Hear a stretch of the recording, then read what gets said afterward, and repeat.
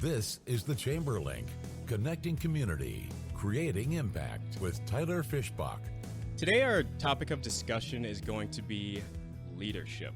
And I know what you might be thinking, leadership is one of those words. It's like a limitless word. It's so big, you hear it all the time. It's, when we hear those buzzwords, people used to make fun of when you hear circle back or pivot or, we'll get back to that. You hear all of these, let's say, corporate words. And at a glance, leadership might fall into that because you hear it all the time. Hey, can you lead this project? Can you lead this team? Can you lead this initiative? And that's okay. I mean, it's okay that there's a lot out there. There are books. You go to Barnes & Noble, there's a whole aisle probably of leadership. The bright red books, Dale Carnegie books. It's very easy to get overwhelmed with what is leadership. There are podcasts, TikToks, all of these things. So to try to focus us today, I think we're going to kind of center our conversation around the Chamber's Leadership Fargo Moorhead West Fargo program. And, I was trying to do a little research. I think this is one of the Chamber's longest standing programs. I mean, going back to the 80s. Mm-hmm. Before the Fargo and Moorhead Chamber merged, well before the Fargo Moorhead and West Fargo Chamber merged. So it's well over 30 years that this has been a program. And we have great guests with us today. We have alumni from the program, we have the director of the program, and we have a recent grad from this year's class. So I'm quickly going to introduce them, and then we're kind of just going to jump into it and have some fun. So I'm proud to have Craig Bier here today. He's the executive director of the Fargo Park District Foundation, and I actually did graduate the Leadership FMWF class with you, and I think it was 2018 when we graduated. Did we come to a consensus on that? Yeah, I think it's been 7 years already, which is really hard to believe. But 7 years. And then we have Samantha Dutzman, who is our fresh graduate. She's HR and Operations Administrator over at Cass County Human Service Zone. And last but not least, we have our very own Satari Campion, the Director of Programs at the Chamber. And Satari, among many things, leads the Leadership FMWF program. So thank all three of you for being here.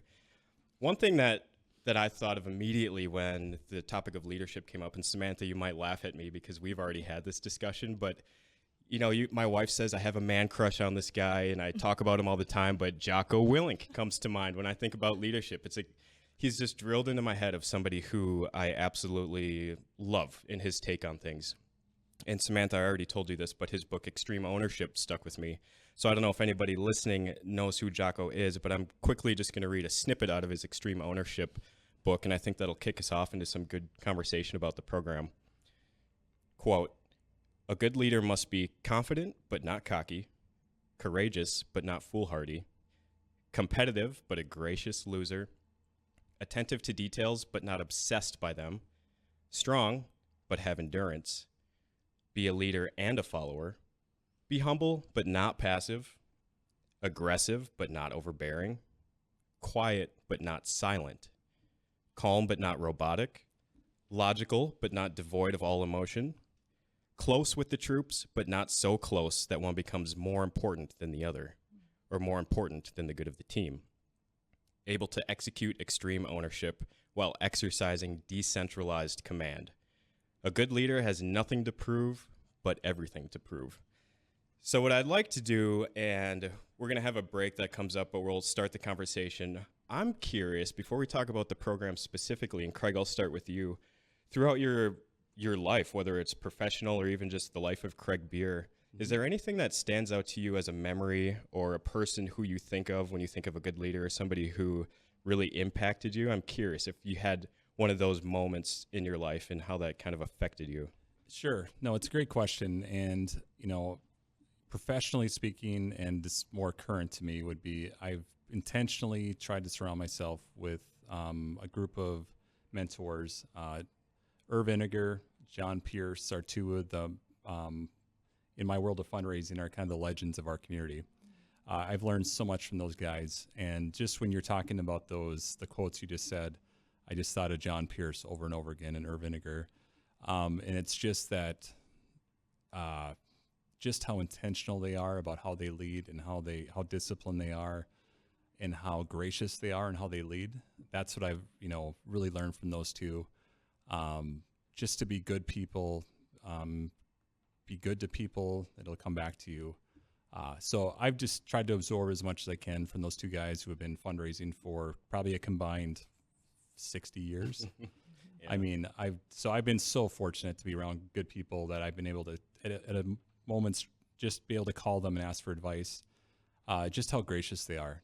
They're just so humble, so humble. I mean, that's what I've learned from those two, and that's what I try to pass on to the next, because I try to be that to the next upcoming people in our state, you know, especially in Parks and Rec, with fundraising, because it's starting to become a big feature in a lot of park districts. So I've just been fortunate. I've been so lucky to be around great people. Well, it's inspiring to hear. It's great when those individuals just come to your mind. Obviously, they made an impact on you. Yeah. Samantha, I'm curious from your perspective throughout your professional career, or even before your professional career, was there a person or a moment in time that sticks with you when you think about leadership? These questions are fun because it's the people, like the person whose face pops into your mind when that question is posed that really stands out of like, yeah, what stood out about them that made them come to my mind?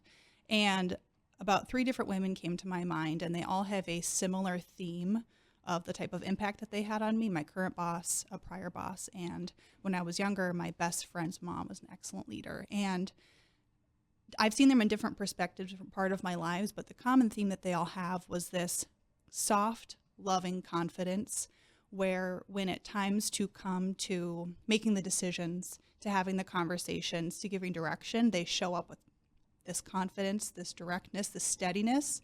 And then in those times where there's more reflection, they're soft. It's this balance of being able to do both and to show up in those times. And so being able to see leaders, especially women, be able to have that flexibility, I think is so powerful. And that's what I've reflected on, that I like to show up as when I can. Mm-hmm. Well, thank you for sharing that. And I will say, too, this is kind of just a notice. It's 100% chance I'm going to call you Scamp at some point throughout the day. So that is Satari's nickname in the office, is Scampy. So Satari, is there anything that stands out to you, you know, following suit with what those two brought up? That's funny. I'm glad you clarified that. Because I was kind of wondering. Yeah, it would not have even crossed my mind. So I think before I share mine, what's cool is I see that in these two that we have today, the people you look up to, I see that in the way that you present to the community. So it's cool to see how they've impacted you. I had faces pop into my mind as well, and for me, it was my parents. They very much balance each other. So in that list, I feel like one had the one quality and one would have the other, and they really just modeled to me how to really be myself in leadership. And so I would say my mom and dad for sure. That's a good answer. And, you know, when I thought about it, too, I was thinking about coaches, football coaches, track coaches, but I should say my parents, right? Don't want to upset them if they hear this. Just kidding. Okay, we're going to take a quick break, and then we're going to dive into the nuts and bolts of the leadership program. So we will be right back after this break. Welcome back. One thing I do want to mention before I forget, if anybody listening wants to be a part of the conversation, we do have a way for you to do that. If you and don't do this while you're driving, you can email chamberlink@fmwfchamber.com, and I'll do my best to watch the inbox. So if you have a question for anybody here today, a question for me, or just have a comment, feel free, send it in and we'll try to get to it. I have my phone in front of me, so hopefully I do not miss anything. Okay, Satari. So the Leadership FMWF program, long-standing program. It's an amazing program, one of my favorites personally. Can you give all of the listeners a little bit of an overview of just what is this program and why the heck has it been around for so long? Yeah, I'd love to. So our first class was in 1989. So yeah, more than 30 years of legacy in the leadership development world. But I think what stands out about our program is that we do personal and professional development, but then we also bring in a ton of community ties. So the big pitch that I have to businesses is, do you have an employee that you want to plant roots in this community and develop at the same time? Leadership FMWF is for them. Mm-hmm. So we cover topics from communication styles to crucial conversations to what are your values, but then we also take and we go into businesses and we do tours. We hear from CEOs, like ways that they stay connected to the community. And so I think it's just this really well-rounded program. And then we have this trophy that we call the Community Change Initiatives. And what we do is the class, everybody proposes a project and they define an issue that they see in our community. We have 40 individuals, and so everyone is different. Everyone values different things. So they propose this topic and this project, and then we have an alumni committee that selects a top handful then those people present, and then they get to pick which groups they're in. And throughout 10 months, they attack it. And it's really cool to see the way that they come to fruition. Some go really, really well, and some have to pivot like 12 times, and teaches so many soft skills. So, and that's what really sets us apart, because there's so many opportunities for leadership development in our community, but we're one of the few that does that community piece of connection. So, yeah. Well, I'm glad you mentioned the community change initiatives too, and we'll dive more into that later in the show. But it is shocking to see some of these projects, and they can go on for years, and they become formalized nonprofits. Sometimes they could be adapted and adopted by other orgs. It's amazing to see some of that work. So cool. We'll circle back to that. I'm curious, because Satari, that was an amazing overview. Before you guys knew about the program, or I should say before you entered in, what was it that sold you on it? Why did you decide to apply and be a part of this program? Craig, I'll start with you first. Sure. You know, I had friends that had been a part of the program before me, and just they raved about the connections they made. I mean, that was the biggest thing. They said, they're like, I met so many great people as a part of that program.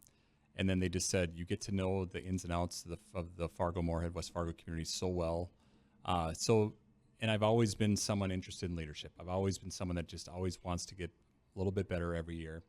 So I put my name in the hat, and I got selected, and and it was everything I was hoping it would be, as far as the personal connections, just learning more about our community and the leadership. You know, there's so many great examples in our community of great organizations, nonprofit, you know, commercial, but also then just the diversity of who's in the program. I mean, for everything from, I'm a fundraiser for the Park District Foundation, and there's, you know, people in finance and in insurance, but there's people in nonprofits too.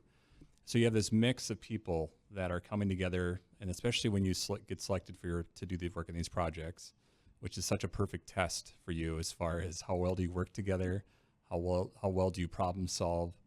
So yeah, I think it was just, I was encouraged by people who just said it's so worth the effort and time. And I so enjoyed the program. I mean, I have many friends from that we still get together every once in a while. There's people that I can call, including Tyler, if there's something, the connection I need to make. So the friendships, the connections, everything that I learned has just been profoundly impactful to me in my career, and personally too. I mean, personal growth is a part of that program. So yeah, it was everything I hoped it to be, and I'm very proud to have been part of it. Well, and Samantha, this is maybe a little more fresh for you too. Sorry, Craig, to make you go way back in the depths of 8 years ago with what was going through your head at the time. I still can't believe it's been that long since we graduated. But Samantha, how about yourself? What was that catalyst in your mind where you decided, yeah, I'm doing this? Sure, and it's still kind of bizarre to be an alum, to have gone through it. I'm in denial. I'm like, next Thursday we're going to have an all-day event together. I had maybe a little bit of a different perspective. I was very much like a fan, a watcher of the chamber projects and the community. And so I would like see the people's names come by and just kind of watch on social media over time, and didn't really think of myself ever being in that position. Was just like, what a cool thing. I enjoy watching, but never something I would see myself doing. And so my current boss, Gail, when she kind of presented the idea, I was like, me to do that with those people? Like, what an elevated experience. Didn't really picture myself doing it. So kind of a shot in the moon from my perspective to be able to be involved, but presented the opportunity. So then to go through it and be a part of it, having come from that perspective of feeling like maybe it was far-fetched, or maybe I wouldn't fit in, or it wouldn't be an opportunity that I would align with, to then be presented with this group. We talked a lot about imposter syndrome and vulnerability from day one. And then to just watch month after month, week after week, it's just people. Impressive, impactful people in our community, but to be able to have everybody in the same room and to get to know them and to now be able to call them friends was just a really, really important experience, and a unique opportunity that I wouldn't have gotten any other way. So grateful. Yeah, and that's an interesting perspective too on the imposter syndrome, and I suppose I can have empathy with that. I think I was 24 or 25 when I went through the program. You know, you're bumping shoulders with established leaders, and there is that kind of oh crap element of, you know, do I belong here? Do I belong next to Craig Bier? You know, fast forward 8 years of of course, and we have a great friendship, we have a good professional relationship, but I do understand where that can set in for some people. But maybe also why it was so valuable for me to be surrounded by all of these individuals who have walked the walk for many years already, and I was fresh in my career. So that was a very interesting point. One thing I also am curious, Samantha, because you just graduated, and this could be a big question, so sorry if it is, but what are some things that stand out to you as takeaways as you look back on that 10 months of, yeah, this is definitely a bullet point where I would say, yeah, this is a good takeaway. And it could be anything, whether it was just a specific week or maybe it's a broader idea, but I'm curious what you got out of the program and what you're going to look back on, you think? So what I've really been reflecting on is kind of what I just shared. This, like, when this opportunity that seems larger than life, these people that you feel maybe are distant, like when you have the opportunity to connect with them and you open yourself up to that opportunity, it's just people. And if you can find commonality, which you can with nearly anybody, you can find a way to make a difference and to come together. And just also recognizing then how leadership shows up differently for different people. Very different personalities, very different backgrounds, maybe even different values and goals. But when we have the opportunity to be really intentional with the time with yourself, how that growth is, those growth next to somebody else with maybe a different or a similar skill set, just the different facets of leadership coming together in that way. I think I'm still kind of unwrapping and reflecting on a lot of that. Yeah, and that's fair. And I'm curious from your perspective, Satari. See, I told you it was going to happen. Because how many years have you been leading this program now? Two. Okay. And that's plenty of time to, have your own perspective on it and memories and takeaways. From your perspective as the leader of the program, what is it like for you? What do you get out of it? Because you still are very much so a part of it. But I'm curious how you might have a different perspective or different takeaways from your eyes. Yeah, I think that's a really good question, and one that I kind of battled with when I first started. Like, who am I to be running this program? That is wild. It started before I was born. To take a quote from you, like, we're all just people. And so one of the things I really try to think about every session is, like, can somebody take something out of this? It's kind of, I put it back on the group of, like, we're putting the tools in front of you. Are you going to pick them up and use them? Or are you going to say, I don't need a screwdriver. I don't need a hammer. And so I lean heavily on our alumni, and because they've gone through the program, they help shape the program. But just being the leader of this program, I lean into humility. I don't know everything. I'm not ever going to claim to know everything. And I'm honestly in it with the group every year. My goal is to grow and learn and be better after every 10-month session is complete. So, yeah. Well, do you have, because the class gets together once a month, it's a full day commitment that one time every single month. And, I personally had so many great memories. Do you have any that stood out to you as whether it was just a fun day or a fun afternoon? What stands out to you from, let's just say, even this past year? Well, this past year was unique because I took 3 months off to, raise a little baby human. But my favorite 2 sessions, I think are always going to be August and September, because that first one, everyone comes in, they're like little baby deer. And no matter if you're a CEO or an intern, you're nervous. It doesn't matter who you are. And so it's fun to see them walk in and they're like timid. And I am a lot right away, like always. So I come in hot and I'm excited. My hands are high. And just to see by like the time they come in and the time they leave and they go have a social, it's like, okay, they're ready, they're excited. And then in September, right now we go to a challenge course out in Park Rapids, and like I'm terrified of heights, so it's really fun to be like, you're all going to go in the sky and do scary things. But it's so fun to see like just the vulnerability piece that people are like, okay, I am terrified, and this person you literally just met like comes alongside you and basically carries you through something. So those are my favorite 2 sessions. You just see people unravel a little bit and then like rebuild into somebody. So yeah, and that the ropes course session, that is fun, and it is seriously a camaraderie builder, right? When it's you're huge. Scared out of your mind and going through it with others. Yeah, that's a great memory for me too. Totally. Okay, we have news to get to, and then we'll be right back, and we'll continue this great discussion with these 3. Thank you. Welcome back, everybody. Over the break, I want Craig to touch on this quick. We were just chatting about memories and the obstacle course, the ropes course, and I forgot that it was terrible weather when our group went through. Can you share a little bit about that? Sure. Yeah, just talking about the ropes course, and when our class did it in 17-18, it was pouring rain. And it was, again, the second time we've been together. We had our first kind of icebreaker, kind of get to know each other, and then we'd ride this bus. We do the ropes course, and it was pouring rain. I mean, and then it was funny. Some of us had our rain gear, some of us didn't. So just the memories of that, because you get to know people really quick when you're trying to help them and encourage them. And, some of us loved that. Some of us were terrified of that.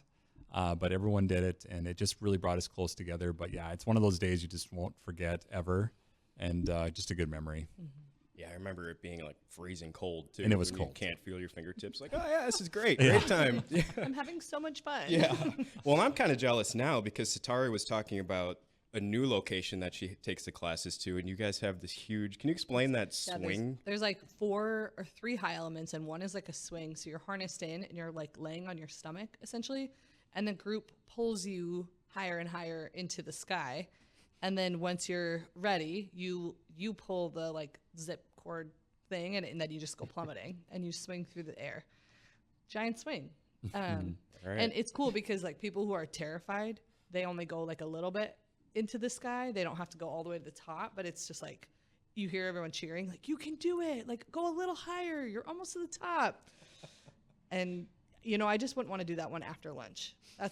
That is one concern. I Yeah, have. that's fair. That's a fair point. Okay, this is a very exciting moment. We got our first question. So reminder, that is chamber link at fmwfchamber.com. And the question is, Samantha, I'll start with you. I'm putting you on the spot here. The question is, what is your favorite leadership book, podcast, or resource? I know there's so many probably that I know, I'm come like to mind. panic. Like, it's an orange book. It's an orange book. Is it the one that has a curse word on the front of it? The subtle art? Yes. Is it actually the subtle art of not No. giving a blank? No. Sorry, No. there is. Oh, what is it? Somebody's got to stall for time. Because I'm going to try to think of this specific book now. Okay, you think of Radical Candor. it. Oh. And I'm not familiar with that. Do you guys know what that is? I've heard of it. I don't read. I don't Ra- read. Radical Candor. I'm going to write that down. Thank you for that. I also will always take any opportunity to talk about Brene Brown. So her podcast, books I'd recommend. Yep. Anything Brene Brown. Yep, she is fantastic. I know Brene Brown has been somebody, when we think about our Women Connect celebration, she's always been on the list of, gosh, can we bring her to the Fargo, Moorhead, West Fargo area? Because I think a lot of people are fans of her and her work. All right, Craig, what's your go-to book or resource? So I'm trying to remember the guy's name. Is it Goggin? He's that extreme athlete. David Goggins. David Goggins. I'm Yep. sorry. But funny story. I'm not even kidding. Like 22 years ago at a Parks and Rec conference in Minot, North Dakota, before he hit it big, he was the keynote speaker at this conference. No way. He had just started doing these extreme races, and his story is amazing. I mean, he just real quick, he served in the military. He lost a lot of his people in his platoon, and he raised money for those families. And his story is incredible, but he spoke, and I knew nothing about him before. I was reading his bio before he starts talking, and the passion that he speaks with is just incredible, and about discipline and how he overcame these things and how he had greatness come from his lowest point of his life. So it was such a unique opportunity to see him. It was literally in like 2004, and to see how big he's gotten, but his message is the same. Like, it's at the core of it, it's your character, it's your passion that'll get you home. So yeah, I'll never forget that, and how random that he was at a Parks and Rec conference in North Dakota.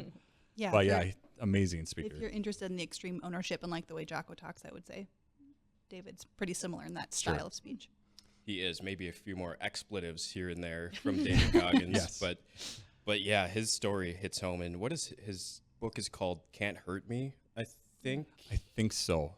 And it's been a while since I read that. But yeah, he talks about, I think he went through BUD/S twice. He failed trying to become a Navy SEAL. It's a crazy story. How about you, Satari? What's a go-to resource for you? I love the book The Ruthless Elimination of Hurry by John Mark Comer. And I don't know if it would be considered a leadership book, but it has shaped my leadership style in immense ways of just like slowing down, removing distraction. I took off like notifications on my phone for email and messages like that, because one of the things that it says is like you can't do two things at once. And so if you're working on a project and your email is pinging, you're going to constantly be distracted and moving over. So I started to just instill that in my home life, my work life, and things like that. But I also really love The Working Genius. And I haven't read the books because, like I said, I don't really read. And podcasts are great, but I like comedy podcasts. So also use that for leadership, right? So, but yeah, just slowing down and the importance of that.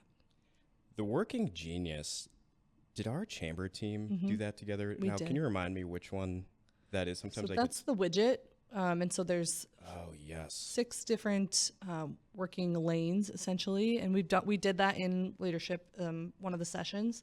And essentially you have 2 working geniuses, 2 working proficiencies, and 2 like basically stressors. And so you can do all of them, but there's 2 that will like really give you life and give you good productivity. And so, yeah. Yeah, that was nice. And you can see what everybody else is too. Like, oh, this is how I need to approach Craig, or maybe I should not kick down his door when I need something from him. I'll approach him differently. So that was a takeaway, how we all are so different. Yeah. And I would never do that to you, Craig. What I do want to get back onto would be those community change initiatives. And I know, Craig, you and I graduated a while ago, so it's not quite as fresh. We'll circle back on some of our projects too. But this is for either of you, Samantha or Satari, because I don't know all of the projects that came out of the most recent class. Do you, off the top of your head, do you remember what most of them are? I'm really curious what this class did. I think I could rattle them off. I'll try not to say yours so you can share that's okay. at the end. But we had a women empowerment one, and they partnered with the YWCA and did a big empowerment event, which was cool. One that talked about healthy boundaries and relationships in teens. We had one that did an anti-bullying campaign. We have one coming up actually in June, and I'll find the exact date. It's, I think, this weekend. I think it is. And it's called the Day of Dignity, and it's just working with the unhoused population. And they did a big donation drive, and so maybe we can do a plug at the end so people remember. Sure, yeah. How many is that so far? 5? Have I said 5? I'm not sure. Sounds about right. I was not keeping track. No. Yeah.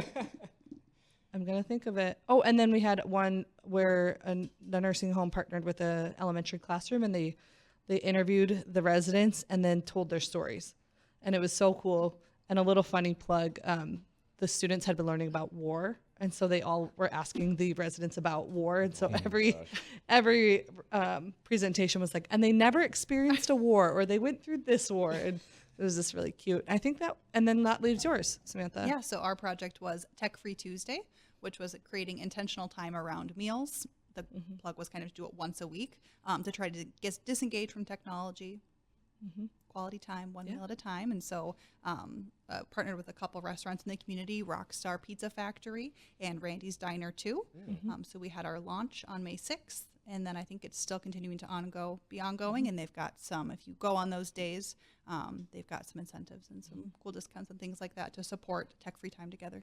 And you guys worked with the DMF a little bit, right? Did. And so I think that they're kind of taking on a lot of the legwork moving forward. Yeah, and there's just a lot of information. They have so much research and information behind this initiative to really bring awareness to, like, you know why we all kind of feel a little bit weird midday, end of the day? It's because we've been staring at screens for a very long time, and all those notifications are doing a lot to our brains. So rewiring that. It's good information. So cool. That is really cool. And I'm curious, not to go off on some weird tangent, but 5-10 years from now, how we're going to start to address this tech-free mentality, because I think it is very important that we consider that. But anyway, so that just strikes me as a really cool idea. So thank you for taking the time and putting that together. Yeah. And speaking of tech, Craig, correct me if I'm wrong, but I think your CCI project had to do with tech, didn't it? And Jeremiah program? Do I have that right? Yes, good memory. So one of our classmates who pitched the idea was very passionate to her for personally, and she pitched the idea to really focus on the Jeremiah program, and in that program, just in a general sense, it's single moms, helping them get through college, just to get them kind of a leg up in life. It's a really amazing program. So we partnered with them and look for to help them out on the technology side. A lot of them couldn't afford laptops or the equipment they needed for college. So we went big or go home. So we approached Microsoft and just literally walked in the door and pitched this idea about how this could really impact these women and these young families. And they got on board right away, and Microsoft blew us away with how generous they were. I mean, they fell in love with it. They sent people to help teach them how to use the programming and the equipment. I think there was like 25 laptops involved and printers, and it was just we kind of laughed. We're like, we just kind of connected two great organizations to do something impactful, and they, I think, continue to do it to today. So it was just a really fulfilling, impactful thing to be a part of, and it was personal for one of our classmates, and yeah, it just brought us close together. But again, it was boom or bust for our program, and Microsoft knocked it out of the park. So. Yeah, that is a cool project. And I want to hang on to that when we come back after this next break, of just the impact that the leaders in this program have in a very tangible way in the community. I love that story. So we will be right back after this last break. Welcome back to the show. We have about 10 minutes left today, and I'm going to say this probably every show. Time flies when we're here. It's always a great discussion. Craig's last comment about, connecting people in the communities stood out to me. I mean, that's the tagline of the show and why we're here. And so I'm going to throw this up to any of you three, and maybe we could frame this as, just because you guys are leaders in the business community, you don't necessarily have to look at this question through the alumni lens. Yeah. But what is the importance of having a program like this going on in the community and having leaders doing what they're doing behind the scenes, whether it's these CCI projects or just building connections in the background? Why is that important that exists in the FMWF community? Or what would happen if it didn't exist? I guess that's an opposite way to ask the question. What would be the negative if this didn't exist? I'm curious what your thoughts are on that. I think what I see, in my line of work for fundraising, and when just make this real personal for me real quick, but what makes Fargo special and our region special is the generosity, the caring. It's like a big small town. And, I say that all the time because, like, Giving Hearts Day, for example, when I tell people across, my colleagues or friends in other parts of the country, and they're like, oh, Fargo and the state raises like $30 million in one day for all these nonprofits. And they're like, how big is Fargo Moorhead? And then they're like, and it's just such an anomaly of like the goodness that we feel here. And so going, when I think of, there's tremendous organizations in our community and how they give back, and a lot of them do it with people don't even know they're doing it. I mean, so I think just how good people are around here and how humble these organizations are, and so I think it's just inspiring when you see people that take time to be a part of a day program for leadership program, and they share all of they're so vulnerable with when they speak.